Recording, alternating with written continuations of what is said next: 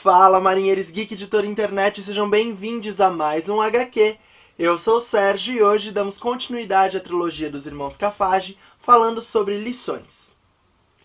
Na semana passada a gente falou sobre Laços, a primeira história dessa trilogia, que vai ser agora adaptada para o cinema. E é uma HQ que fala sobre o fortalecimento dos laços entre esses personagens, né? Onde eles se juntam numa aventura para achar o Floquinho, o cachorro de Cebolinha que desapareceu. Em Lições, a atmosfera é um pouquinho diferente. A história começa com a turma tendo esquecido de fazer sua lição de casa, então eles se juntam em mais um plano infalível do Cebolinha para tentar fugir da escola e não serem repreendidos pela professora. Pra variar, o plano não dá muito certo, a Mônica acaba quebrando o braço e eles todos vão parar na diretoria, chamam os pais deles.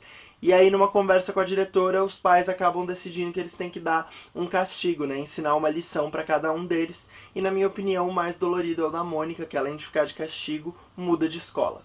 É muito legal porque eles já fazem menção direta à história anterior, ao Laços, né? Porque você vê os pais deles nesse dilema, porque eles há pouco tempo viram seus filhos desaparecerem numa aventura, né? Eles passaram a noite sozinhos no parque, todas as coisas que acontecem no Laços, né? E aí eles acabam se vendo nesse dilema, porque eles têm que, de alguma forma, ensinar uma lição pros filhos e passar que as atitudes deles têm consequências e etc. E aí por isso eles têm que escolher quais vão ser essas consequências para essa tentativa de fuga. Então, numa tentativa dos pais de fazer com que os filhos conheçam outras crianças, se relacionem com outras pessoas também e ocupem as suas tardes, eles colocam cada um em uma atividade extracurricular diferente. O Cascão é enviado para a aula de natação, imaginem a empolgação dele de ter que lidar com a água. O Cebolinha é mandado para uma fonoaudióloga, né, que ele acredita que em uma ou duas sessões vai corrigir o modo dele falar e ele vai finalmente conseguir dizer os R's. E a Magali vai para uma escolinha de princesas, onde ela vai aprender boas maneiras e etiqueta, a tentar se enquadrar um pouco nesses estereótipos de feminilidade que na verdade não tem nada a ver com ela. Ao contrário da história anterior, que trouxe um pouco como as características individuais deles poderiam somar ao grupo, né, como o grupo poderia se complementar e dar respaldo um ao outro, nessa história vem uma lição um pouquinho mais dolorida, mas que é igualmente muito importante, que é a da autonomia, essa independência, né? A gente vê muito pouco nessa HQ a turma reunida, mas a gente vai acompanhando eles um modo de como que eles podem superar os desafios e as próprias questões sozinhos também, como eles podem se transformar e se autodescobrir olhando para eles mesmos e com a ajuda da força interior de cada um. Mas seguindo os passos da anterior, essa HQ ela ainda mantém aquela característica audiovisual nostálgica dos anos 80, 90, né? Tem muito cara de filme, né, dessa época. E ela faz diversas referências, o que é muito legal. O Tonhão, por exemplo, que é o valentão da escola, ele é diretamente inspirado no Biff, que é o vilão de Volta para o Futuro. E, inclusive tem um momento em que ele confronta o Cebolinha que ele fala exatamente a mesma fala do Biff, né? O modo como ele tratava o Marty McFly é exatamente o modo como o Tonhão trata o Cebolinha em uma passagem. E é muito legal ver essa referência. Outra referência super legal que eles fazem é a Turma da Mônica no mundo de Romeu e Julieta. Nessa história, né, na escola, eles vão montar o clássico do Shakespeare, né, Romeu e Julieta. E o Cebolinha quer muito fazer o Romeu, mas ele, infelizmente, não consegue dizer o nome do protagonista. E aí ele acaba não conseguindo fazer. Mas é muito legal ver essa menção a essa obra, porque Turma da Mônica, Romeu e Julieta foi uma peça dos anos 80, né, que estreou aqui em São Paulo, fez bastante sucesso. Ela foi filmada, virou filme para televisão, e eu lembro muito de quando eu era pequeno de assistir esse filme. Então ela traz ainda essa referência nostálgica super legal dos anos 80, desse filme que foi feito da Turma da Mônica. Inclusive o cartaz da peça que aparece na HQ, ele é inspirado no cartaz da peça original. Outra referência muito legal que aparece também é a professora da Magali na Escolinha de Princesas, que é evidentemente inspirada na Princesa Aurora da Disney, né? O cabelo é igualzinho. E algumas companheiras de turma da Magali também lembram outras princesas, né? Tem uma menininha que parece muito com a Ariel. E é muito legal, o mais legal das aulas de princesa é poder ver como a Magali não se encaixa de jeito nenhum naquilo, né? Como ela não corresponde àqueles estereótipos de feminilidade, como ela não tá nem um pouco preocupada com isso. E é muito legal, eu acho que faz a gente gostar cada vez mais da personagem, né? Eu sinto que nessa HQ você vai, enquanto no Laços você aprende a gostar muito da Turma da Mônica, nessa HQ você aprende a gostar muito de cada um desses personagens, né? Você vai se aproximando um pouco mais do Cebolinha, da Mônica, vai entendendo algumas das inseguranças desses personagens, né? A Mônica, ela é muito confrontada pelas questões de... A mãe dela coloca que ela não é super forte, ela não é super poderosa, ela é só uma menina, né? Porque ela tá com o gesso, ela acaba se machucando. Mas é muito legal ver como ela é frágil por baixo disso, né? Por trás dessa valentona, né? Dessa menina valentona e super forte, existe uma menina super insegura também, que quer fazer amigos e que quer que as pessoas gostem dela. Então você vai se aproximando muito dessa personagem, é muito legal. E é inclusive legal ver como ela vai descobrindo essa força interior que ela também tem, né? Não só a força física. Ainda nessa ideia de referências audiovisuais, uma coisa que eu gostei muito é que quando acaba a HQ, né, na sessão de extras, tem alguns desenhinhos da turma, né, brincando juntos. E aí é como se fossem, a ideia dos irmãos Cafage é que fossem como cenas pós-créditos, né, aquelas ceninhas que rolam enquanto os créditos estão subindo, porque a gente não vê a turminha brincando muito junta, né, nessa HQ. Mas aí no final, quando eles se reúnem no fim de semana, né, a gente não tem acesso a isso porque a história meio que acaba, é muito legal poder ver eles se encontrando, brincando, os meninos, obviamente, provocando a Mônica, ela correndo atrás deles, a Magali ali só olhando, então é muito divertido poder ver essa ideia de cenas durante os créditos também.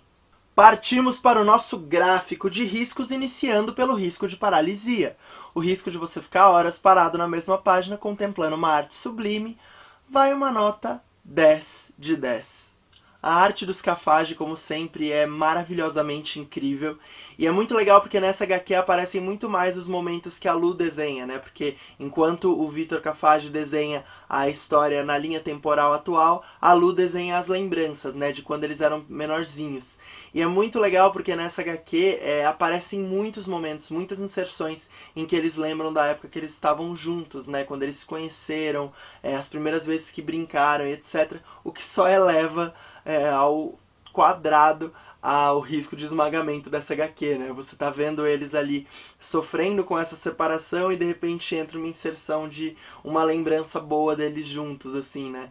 Mas é muito legal, é muito bonito o modo como ela desenha, continuo apaixonado, é muito legal poder ver mais disso nessa HQ.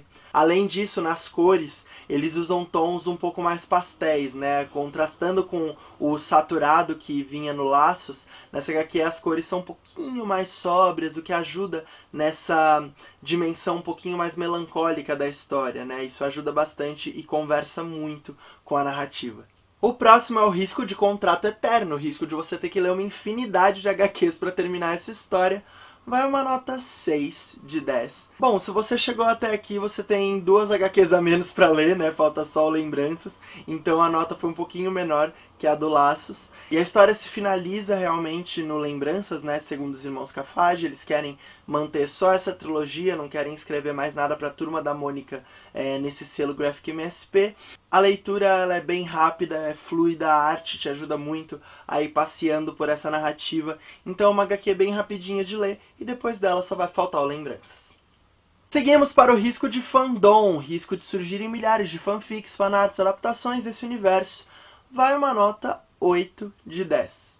Assim como a primeira, essa HQ abre bastante espaço para que se criem novas historinhas, né, usando esse universo que é apresentado pelos irmãos Cafage, principalmente porque nessa HQ, como eles tratam de todos os personagens, não dá para se aprofundar realmente em nenhuma das atividades extracurriculares deles, então é um prato cheio para que se escrevam novas historinhas sobre o Cascão na natação, o Cebolinha na fonoaudióloga, o Clubinho das Princesas da Magali, então tem realmente muito espaço para que novas coisas sejam criadas, e eu tô torcendo muito para que o Laço seja um grande sucesso e que eles adaptem o Lições também para o cinema, mas confesso que acho que seria mais ousada essa ideia, porque é uma HQ menos aventuresca e um pouquinho mais esmagadora, né? Mas eu acho que seria muito legal de ser adaptada também. Vamos emendar isso já então no nosso risco de esmagamento, o risco da realidade retratada nessa HQ te esmagar feito uma panqueca. Vai uma nota 10 de 10. É realmente muito esmagador ver a turminha separada e tendo que lidar individualmente com seus dilemas, com suas questões e inseguranças. E o final dessa HQ ele também não é um clássico happy ending. Não se preocupem, não é nada extremamente depressivo, mas é só que não surge nenhuma solução mágica para as coisas, né? Na verdade, os personagens eles não voltam ao ponto inicial, né? Ao estágio que eles estavam no início da história. Eles, na verdade, crescem bastante ao longo dessa HQ e vão entendendo como que eles podem lidar com essas situações, né? Como que eles podem, apesar de todas essas coisas que aconteceram, resolver essas questões. Próximo risco, risco de explosão, risco da sua cabeça dar várias explodidas durante a leitura, vai uma nota 7 de 10. Não é uma HQ muito explosiva, né? Ela tem uma história realmente muito instigante, é muito fácil de mergulhar nessa narrativa, mas ela não tem grandes reviravoltas, nem nada que realmente exploda a sua cabeça. Eu acho que ela te conquista muito mais no esmagamento e na aproximação com essas personagens do que em grandes ganchos ou reviravoltas no roteiro. O último risco é o risco pombo-correio, o risco de você sair por aí indicando essa HQ para todo mundo ler. Vai uma nota 9 de 10. É mais um capítulo imperdível dessa trilogia. A arte é apaixonante, o clima audiovisual nostálgico se mantém e é explorado de novas maneiras, né? Ele ainda se transforma e estende para outros lugares. E os personagens nunca estiveram tão carismáticos, de verdade. É realmente uma oportunidade de se apaixonar por cada um dos personagens da Turma da Mônica, então vale muito a pena ler. Se você gostou desse vídeo, não esquece de clicar em curtir aqui embaixo, se inscreve aqui no canal da Maré Geek para ficar sempre por dentro de todo o conteúdo que a gente lança e compartilhe com todos os seus migs. Então é isso, pessoal, muito obrigado e até semana que vem!